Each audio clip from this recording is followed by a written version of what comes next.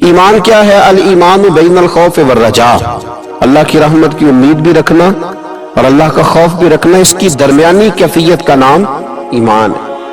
اللہ سے ڈرتا بھی رہے، احساس بھی پیدا کرے کہ کہیں میرا مالک ناراض نہ ہو جائے، لیکن نا امید نہ ہو۔ بہت بڑا گناہگار بھی نا امید نہ ہو، یہ سمجھ لے کہ اللہ معاف کرنے والا ہے۔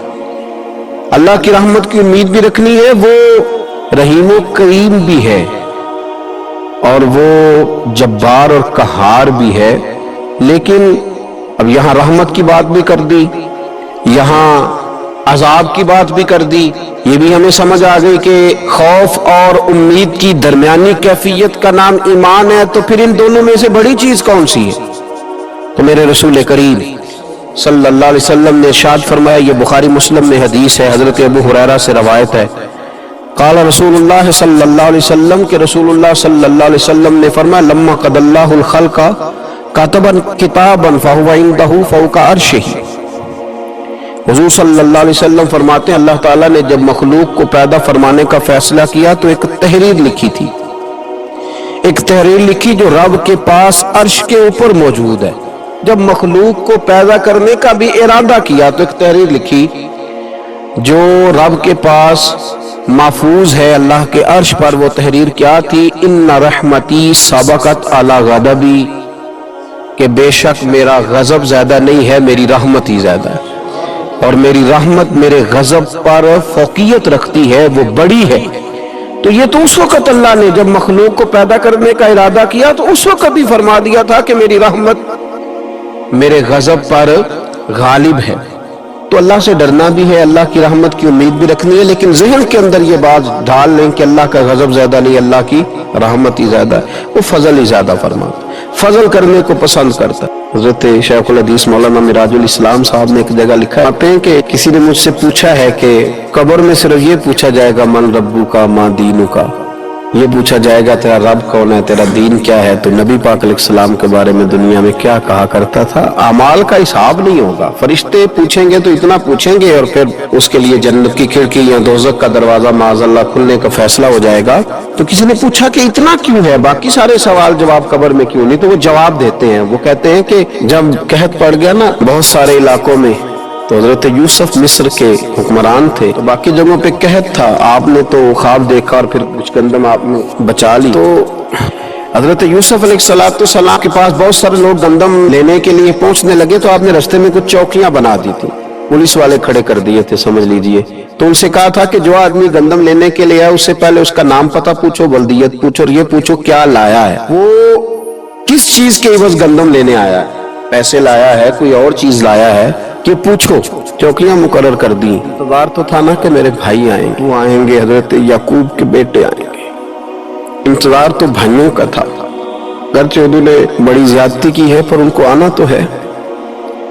تو فرمانے لگے کہ سارے لوگ آئیں تو ان سے پوچھنا کہ وہ کہاں سے آئے ہیں، وہ کون ہیں اور کیا لائے ہیں، یہ بھی پوچھنا۔ لیکن فرمایا جب کنعان کے لوگ آئے نا تو بس اتنا پوچھ لینا وہ کون ہے، یہ نہ پوچھنا کیا لے کے آئے۔ بھائی ہے نا تو ان کی پردہ پوشی کرنی، ان سے نا بس اتنا پوچھ لینا کہ وہ کون ہے، وہ اگر بتائیں کہ ہم کنعان سے آئے ہیں تو بس اتنا ہی کافی ہے، ان سے پھر اگلا سوال نہ کرنا۔ تو حضرت شیخ فرمانے لگے رب فرماتے فرشتوں تم نہ جا کے بس اتنا پوچھ لینا قبر میں میرے بندے سے کہ وہ مجھے جانتا ہے نا، اس کا پردہ نہ کھولنا، تم نہ حساب کتاب پوچھنا، بس اتنا پوچھ لینا مجھے اور میرے نبی کو جانتا ہے، اگر وہ کہے جانتا ہوں تو پھر آنے دینا، میدان محشر میں خود پوچھ لوں گا۔